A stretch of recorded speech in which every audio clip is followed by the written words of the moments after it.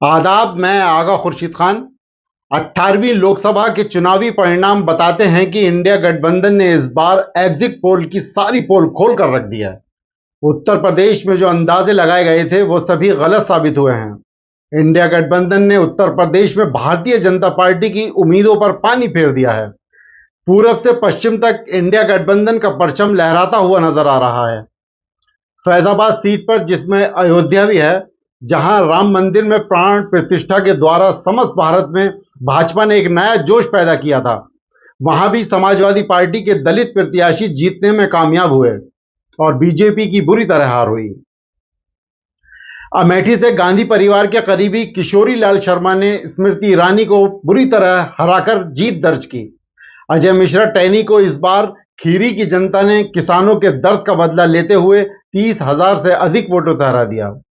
उत्तर प्रदेश में बीजेपी के अन्य मंत्री महेंद्र नाथ पांडे, संजीव बालियान, साध्वी निरंजन ज्योति को बुरी तरह हार का सामना करना पड़ा।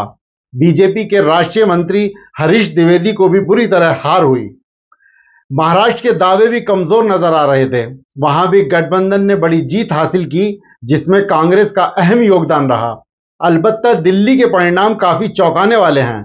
अंदाजा किया जा रहा था कि दिल्ली की 7 सीटों पर भारतीय जनता पार्टी भारी मतों से हारेगी, लेकिन इसके विपरीत उसने अपना वर्चस्व बरकरार रखा। इंडिया गठबंधन को बिहार से बड़ी उम्मीदें थीं, लेकिन वहां से ठीक ठाक प्रदर्शन रहा। कुछ सीटों पर इंडिया गठबंधन की बहुत कम अंतर से हार हुई। गुजरात में भी इंडिया गठबंधन का खाता खुल गया, तो वहीं मध्य प्रदेश और छत्तीसगढ़ में इंडिया गठबंधन को बुरी हार का सामना करना पड़ा। हरियाणा और राजस्थान ने हर किसी को चौंका दिया। यहां दोनों जगह इंडिया गठबंधन और एनडीए में बराबरी की लड़ाई देखने को मिली। दोनों राज्यों में भारतीय जनता पार्टी की सरकार है, बावजूद इसके जनता की नाराजगी सामने आई और बीजेपी को बड़ा खमियाजा भुगतना पड़ा। इस बार ये देखा कि अन्य को बहुत कम सीटें प्राप्त हुई हैं, जो दोनों दलों को सरकार बनाने में परेशानी का सबब है। इन सब के बावजूद एनडीए बहुमत में है, लेकिन बीजेपी को 240 तक रोकने में विपक्ष सफल रही।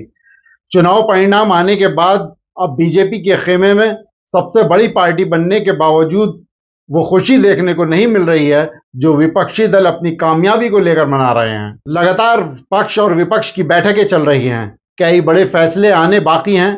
इंडिया गठबंधन की तरफ से अभी विपक्ष में रहने का ऐलान किया गया है, लेकिन साथ ही अन्य दलों को साथ आने के लिए न्योता भी दे दिया है। नीतीश कुमार और चंद्रबाबू नायडू निर्णायक भूमिका में हैं। माना जा रहा है दोनों नेता बड़े विभाग अपने पास रखने को लेकर बीजेपी के साथ गठबंधन में रहेंगे। हालांकि अभी तक विभागों को लेकर चल रही बातचीत की कोई पुष्टि नहीं हुई है।